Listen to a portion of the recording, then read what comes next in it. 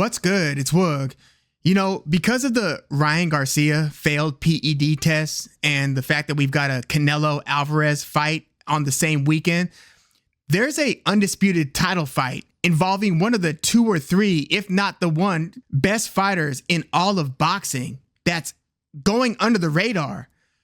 On Monday, early in the morning in Tokyo, Japan, we've got Naoya Inoue versus Luis Nery. Naoya, the monster Inoue, is 26-0, and he's going to be defending all of his Super-Bantamweight titles against a former Super-Bantamweight belt holder, Luis Nery, with the record of 35-1. Naoya Inoue, as I mentioned, is one of the absolute best fighters in the whole sport. He is absolutely electrifying. Like, when you watch him fight, you see his combination of speed, power, suddenness, but also he's not winding up to throw these big shots. He's almost throwing like a straight right hand, like it's, you know, just a nonchalant, I just rolled out of bed and threw a straight right hand, but put the guy in all types of trouble with that one punch. He's one of the hardest punchers in the sport. He's one of the most effective offensive operators in the whole sport. Naoya, the monster Inoue, is something that you really have to see to believe. And, you know, being that he's fighting, I would say one of the top 3 to top 4 opponents through his career. Like, let's think about this. Naoya Inoue won his first 2 Super-Bantamweight titles, the WBC and WBO titles, against Stephen Fulton, when that was kind of seen to be a very must-see, competitive, I'm not sure who's going to win this fight type of fight. So Stephen Fulton has to be probably the best, or Nonito Donaire is the best opponent Naoya Inoue's fought, and he fought him twice. First one ended up being like a fight of the year. I thought it was the fight of the year in, I think, 2019, where he won the decision.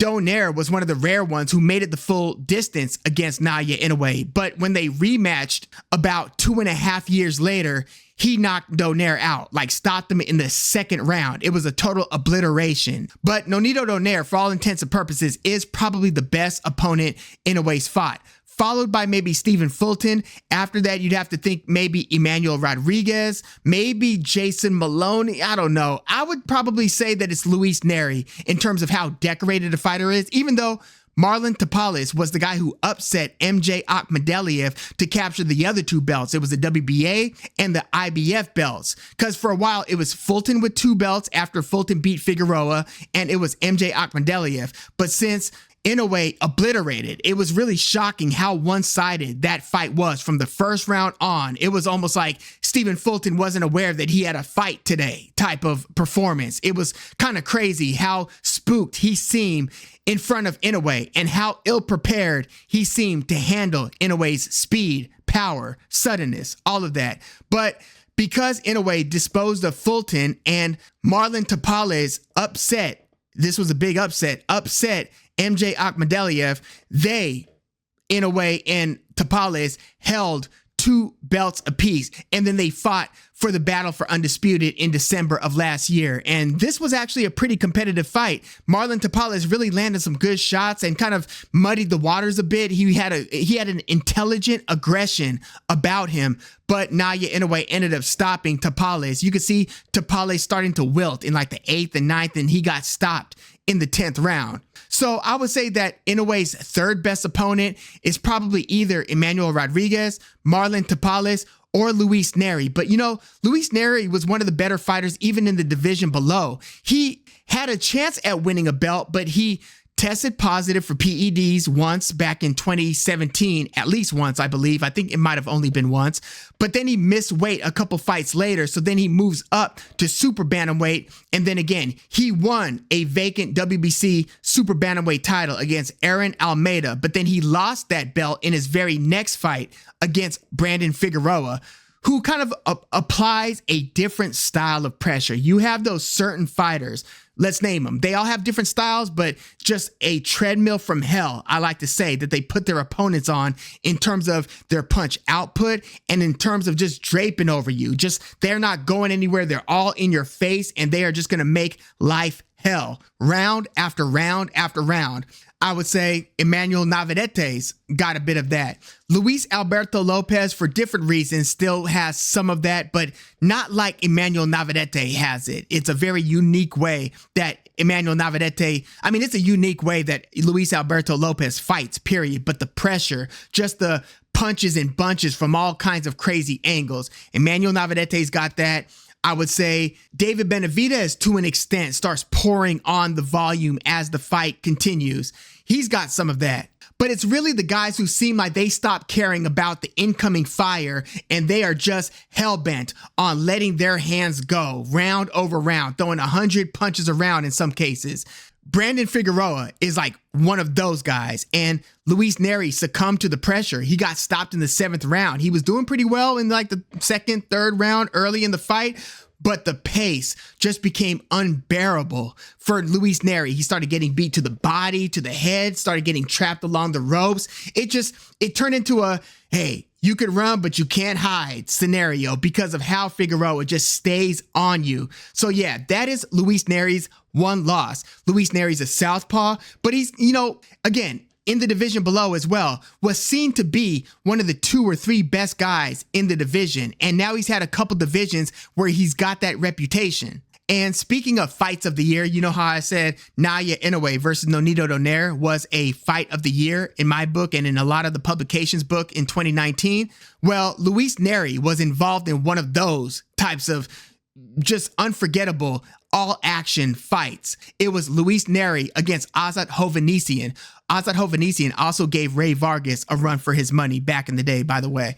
But this fight ended up being a back and forth. Azat Hovhannisyan is kind of a power puncher, not as good a defensive fighter as Luis Nery, but he really starts pouring it on, was just throwing a drill of a right hand, catching Nery time and time again. So this ended up being a fight where in certain moments I was thinking, damn, is Luis Nery about to get stopped? But then Luis Nery would battle back and would just start landing combinations against Hovhannisyan. And Luis Nery, again, back and forth, fight of the year contender. Some had it as the fight of the year, but it was almost a little bit forgotten, I believe, because it was a lesser watched fight and it took place super early in the year. It was like February of last year. So after that, you had a couple great fights like Munguia versus Derevianchenko. And what was the other big one? The upset of Robesi Ramirez at the hands of Rafael Espinoza. So certain other fights that were much later in the year started to kind of overshadow Nery versus Hovhannisyan, but that was a fantastic fight. Again, Nery pulled it off. He got the 11th round stoppage. And so he's had one fight since. It was a 2nd round TKO against a much lesser fighter, Frolian Saludar, a Filipino fighter who's kind of a win some, lose some kind of guy. So that's where we find ourselves heading into Inoue versus Nery. And again, I was thinking because of Nery's pedigree and because of his established reputation, his fight-by-fight performance level, that maybe he could really give Inoue a run for his money, being a different style than Inoue's really seen before. He's a southpaw. He's, got a mix. He could fight going forward and really start letting his hands go. He could also kind of back up and fight defensively in a little bit of a slicker style. But just when I started thinking that, and also Nery's the younger fighter between the two. Inoue's what, like 31? Nery's still 29. They're both about 5'5", 5'5.5". I think, Inoue might be a half an inch taller, and Inoue has like a slight reach advantage. It's a 67.5-inch reach against 65. So that probably won't bode well for Luis Nery. You don't want to be giving up reach against freaking Inoue. But when I was thinking that Nery might be very competitive, well, first of all, yeah, TJ on YouTube or Chilltown Boxing on Twitter, we talk a lot of boxing, and he was pointing out how much of a stylistic mismatch this is because of how Nery is susceptible to getting hit and kind of has sloppy footwork in different moments. I think that I've seen Nery with good footwork in certain fights and then not so good footwork in other fights. But when I look back at Nery versus Hovhannisyan, being that Nery's a southpaw, what are southpaws like? What do they need to worry about? The straight right. Well, Hovhannisyan, again, was having a lot of success with that straight right. And yes, Inoue is still relatively new to the division, but like, damn, he stopped in his 2 fights in the division. He stopped Stephen Fulton and he stopped Marlon Tapales. So it's like, okay. And again, he just seems to have just otherworldly attributes, speed, power, all that. But I'm just thinking, if you are susceptible to the straight right hand, Inoue isn't the guy for you. And I'm just picturing Nery. He likes, to start crouching when the opponent starts to, pour it on. Like, he'll start changing levels and stuff. He's a good boxer. But man, I mean, he rolls with punches pretty well. Sometimes he'll back straight up a little bit. Usually he'll kind of keep one hand up around his chin area, which is good. But he doesn't slip a lot of punches. And again, when you're fighting Inoue, you've got to, I think, smother his activity. You got to do something to where this isn't going to be a battle that's fought at range. Nery often fights at range, so unless Nery's planning on coming inside and really making this a rough and tumble affair, if he's going to be doing the tit-for-tat boxing at range thing, I just don't see how he stays away from Inoue's power. I'm going with Inoue here. Not only am I going with Inoue, but I think he's going to get another stoppage. I think that he's going to stop Luis Nery maybe somewhere between rounds 5 and 7 or 8 or something like that. Again, Naoya Inoue has just been looking spectacular. Yes, the ride will eventually end. He's 31, and in these lower divisions, fighters start to age, sometimes in their early 30s, sometimes in their late 20s, quite frankly. But Inoue, he's still looking absolutely golden when he gets into the ring. Now, again, he did have some trouble with Tapales. I don't know. I think that had more to do with Tapales' style than it had to do with Inoue falling off. I don't think we've seen that from Inoue yet. Again, the next 2 years might tell a different story. I do hope that at some point we get Inoue versus like Bam Rodriguez or something like that.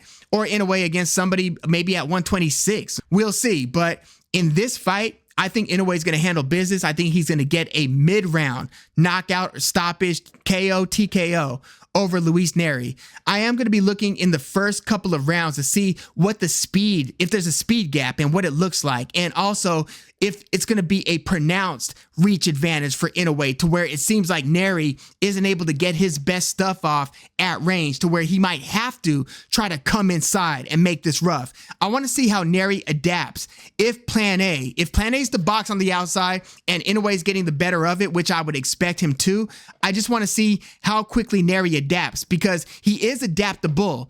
And if he doesn't adapt, this might be an earlier knockout, like rounds 2 through 4, something like that.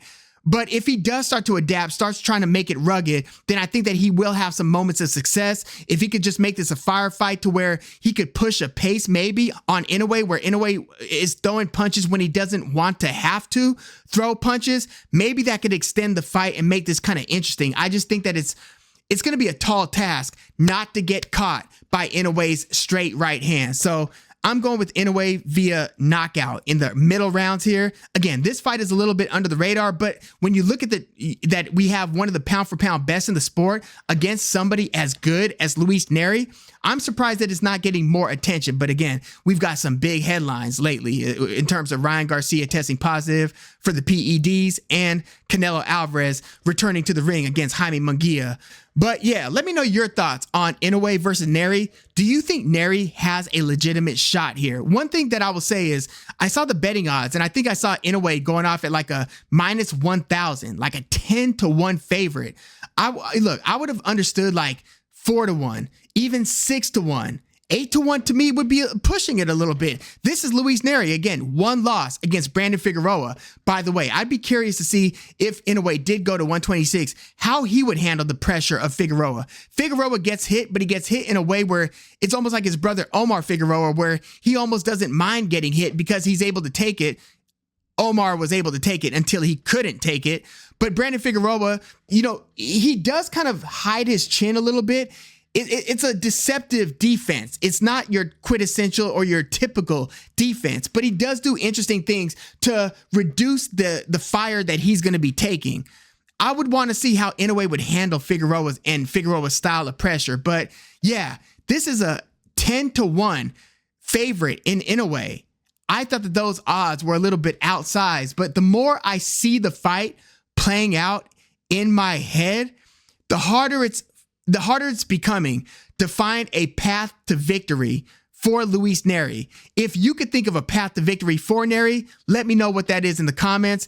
And again, do you see him having a legitimate shot? Like, how would you handicap this betting odds wise? And If you have Inoue winning, do you think Nery could make it the distance against Inoue? You know that a fighter is good when we start having these discussions on whether the guy could even last the 12 rounds against him.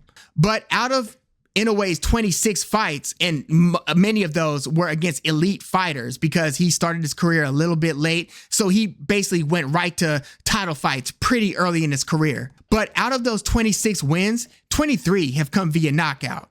But yeah, let me know your thoughts on this one in the comments. Like the video, subscribe to the channel if you are into the fight talk. I'm Woog. Thanks for tuning in.